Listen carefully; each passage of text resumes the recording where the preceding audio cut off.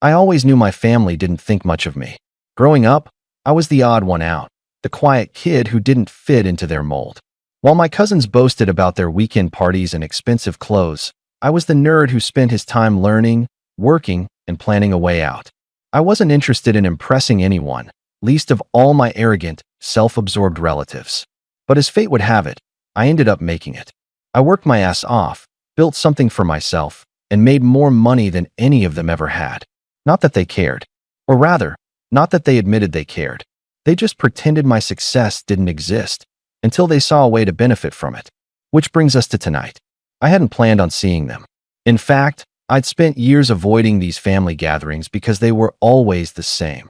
Condescending remarks, fake smiles, and constant reminders that, no matter what I achieved, I'd always be just Mark to them, the black sheep.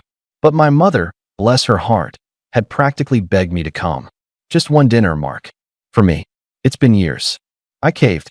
I regretted it the second I walked into that overpriced steakhouse. The entire extended family was already seated at a long, candlelit table, laughing and talking like something out of a movie. My cousin Jason, my biggest tormentor growing up, was in the center, grinning like he owned the place. The moment his eyes landed on me, that grin widened. Oh wow, look who decided to show up. Jason leaned back in his chair, his voice loud enough to turn a few heads. Didn't think you had time for us, big shot. I forced a polite smile and pulled out a chair near the end of the table. Jason frowned. Sorry, Mark, but that seat's taken. I glanced around. The only empty seats were next to Jason or his equally smug sister, Rachel. I reached for a different chair, but Rachel rolled her eyes. That one too. I blinked. You're kidding. Jason chuckled and leaned forward, resting his elbows on the table. Mark, this table is for family.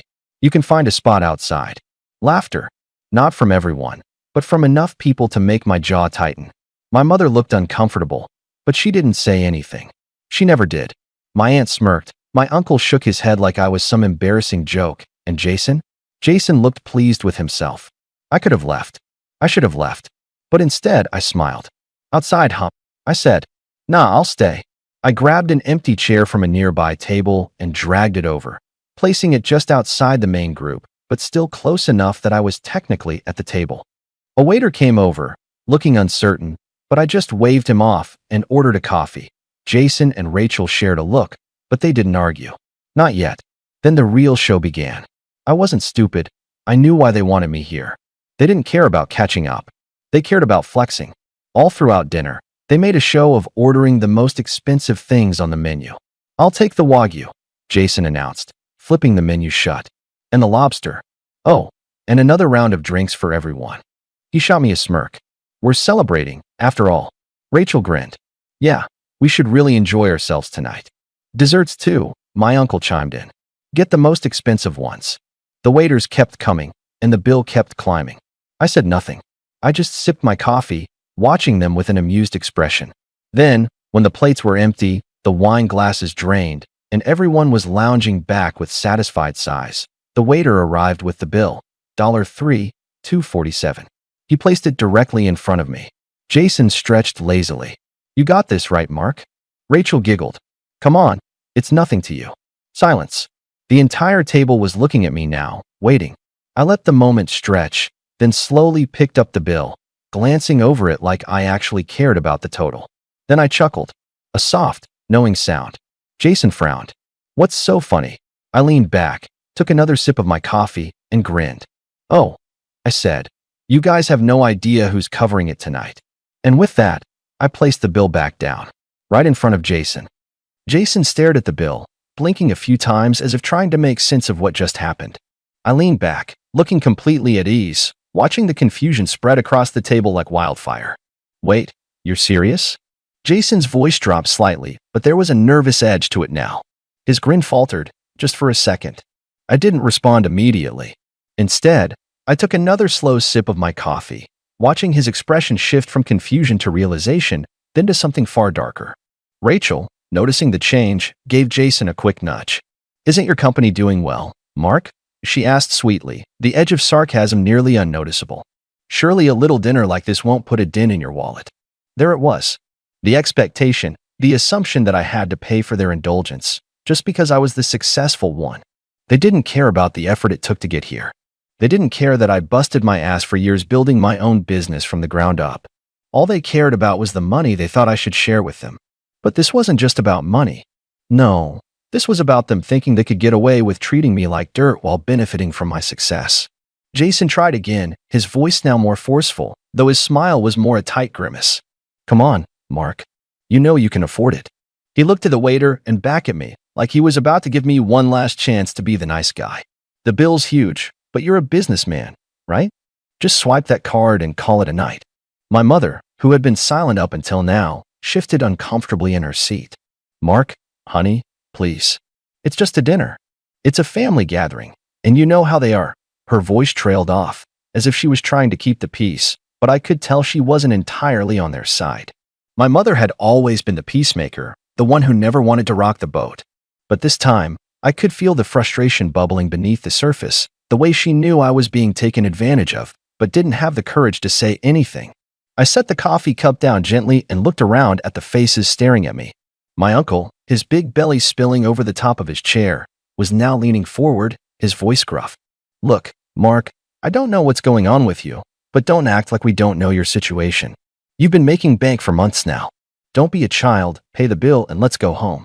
He was practically demanding it now, his tone cold and calculating. The others around the table nodded, some of them still grinning, others just waiting for me to buckle under the pressure. It was clear that they thought I would cave, that I would just pay to avoid the awkwardness. But I wasn't going to cave. Not this time. Not after all these years of being belittled, of being the one they always mocked or ignored when it wasn't convenient for them. And it wasn't just that. No, there was something more satisfying about watching them squirm now that they had no idea what was coming. I smiled a little. Not a big, proud grin like Jason, but a small, almost playful smile. All right, I said, my voice calm and controlled. I'll pay the bill.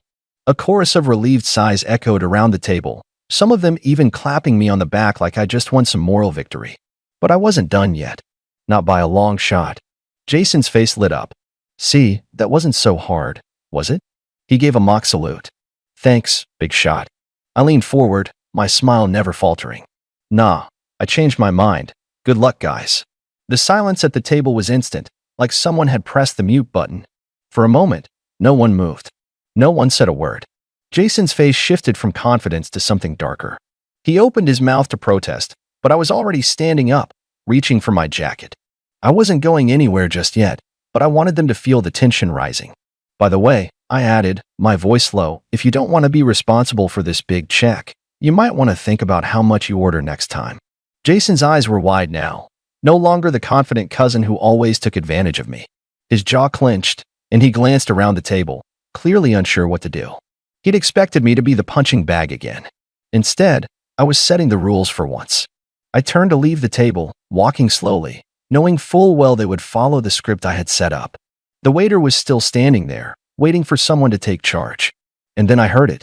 Hey, Jason snapped. You can't just, but I didn't let him finish. I'll be over there, I called back, gesturing to the lounge area a few feet away, out of sight from the main dining room. Just let me know when you figured it out. I walked away. I could feel the tension in the air as I made my way to the lounge. They didn't know how to handle it. They thought they could push me, guilt-trip me, and I'd just fold like I always had. But this time, I wasn't going to play their game. The arrogance, the entitlement, they were about to learn a lesson they wouldn't forget anytime soon. As I sank into the plush chair, I glanced back toward the dining area. Jason was standing there now, nervously adjusting his collar, talking in hushed tones with Rachel and my mother. Their voices were barely audible from where I sat, but I could make out a few words. Mark's not going to. He'll pay, right? Don't make him mad. We need him for the bill. Do we have enough? The desperation was obvious. They were trying to figure out who could cover what, calculating how much they could possibly scrape together without actually reaching into their own pockets. They were about to learn that this time, I wasn't going to be their backup. Minutes passed. I checked my phone, acting like I didn't have a care in the world. But every few seconds, I'd glance over, just to catch a glimpse of their panic. The waiter was lingering nearby, probably giving them the side eye, waiting for them to make a decision. The longer this went on, the more obvious it became that they were in over their heads. It wasn't long before Jason made his way over to me, looking as if he'd just walked into a room filled with hot coals. His face was a mixture of frustration and something close to guilt. I stayed seated, taking my time before looking up at him. "What's up?" I asked, keeping my voice casual. He exhaled sharply, trying to hold it together. "Mark, this isn't funny. The bill is way higher than we thought. Can you just help us out this time? I mean, we're family, right?" I couldn't help but let out a small chuckle. "Oh, I'm not laughing, Jason. I'm serious. You guys wanted this meal. You ordered whatever you wanted without asking if I was cool with it. And now you're asking me to foot the bill? For the wine? For everything?" He paused, swallowing hard. "Look, man, we didn't realize it was going to be like this. I mean, it's just dinner, right? Can't you just, help out?" I leaned back in the chair, letting his words hang in the air for a moment.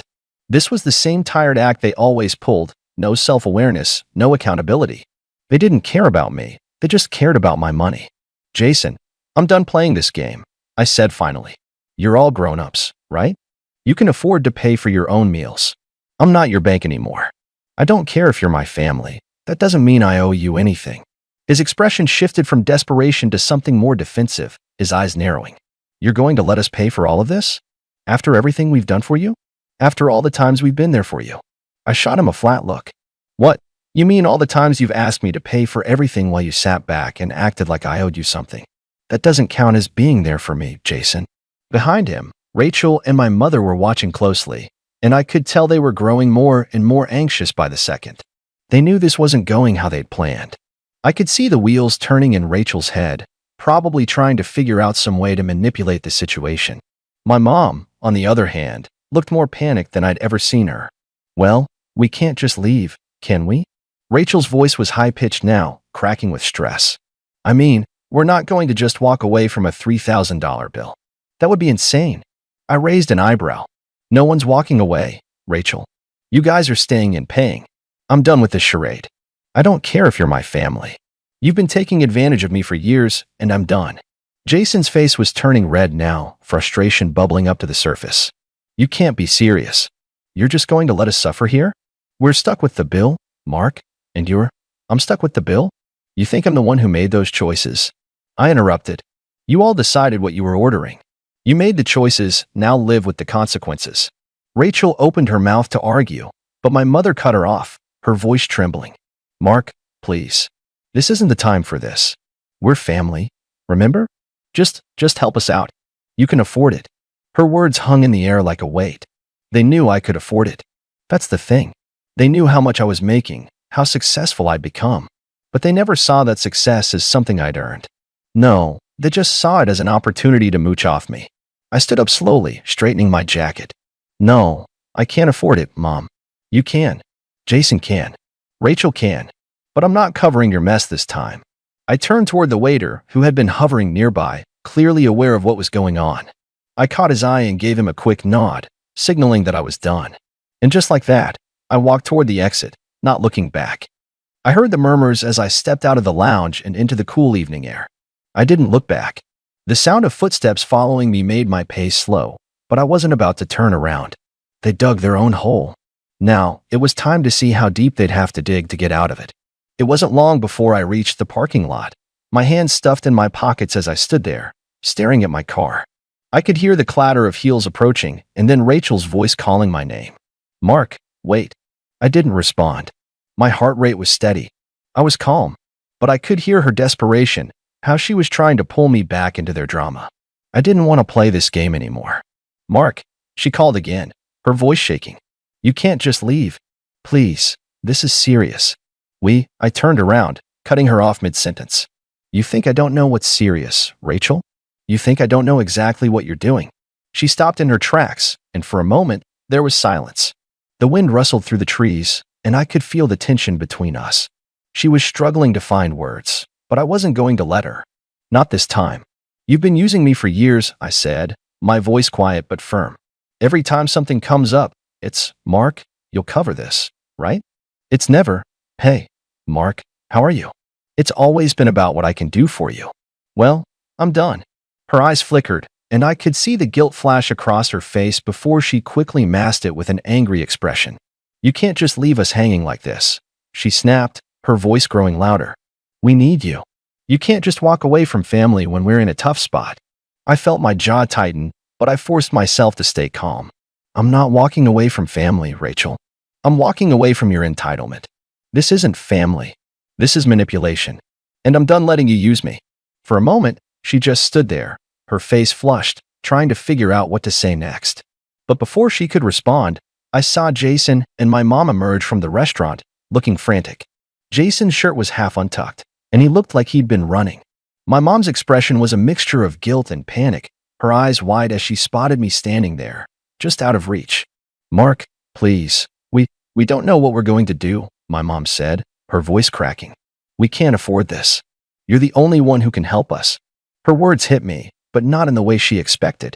I felt a strange, almost detached satisfaction as I watched their desperation unfold.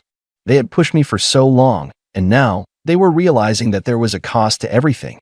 You think I'm just going to bail you out again, huh? I asked, my voice more quiet now. You think this is just about money? Well, it's not. This is about respect. This is about recognizing that I've worked my ass off to get where I am. And you can't just keep using me when things don't go your way. Jason took a step forward, hands held out, pleading. Mark, come on, don't do this. We're family. You've got to understand, this isn't just about the money. It's about, no, Jason, I cut him off. My tone hard now. It's always been about the money for you. The second you thought I'd pay, you stopped considering me as a person. You saw me as an ATM. I could see Jason's face redden as he struggled for words, his mouth opening and closing like a fish out of water. It was as if he couldn't believe this was happening, like he couldn't comprehend that I wasn't just going to fold under pressure. I glanced at my mom, who was looking more frantic now. Her eyes darted between me and the restaurant, probably wondering if I was going to come back in and solve the problem for them. But I wasn't. Not this time. You've made your bed, now you lie in it, I said, turning away. I'm done here. Before they could say anything else, I opened the door to my car and slid in. I started the engine, the low hum of the car filling the silence between us. I could see their figures in my rearview mirror, still standing there, frozen in disbelief. But I wasn't about to feel bad for them. They had their chance. They always had their chance. As I drove off, I felt this strange sense of liberation. For once, I wasn't being the sucker.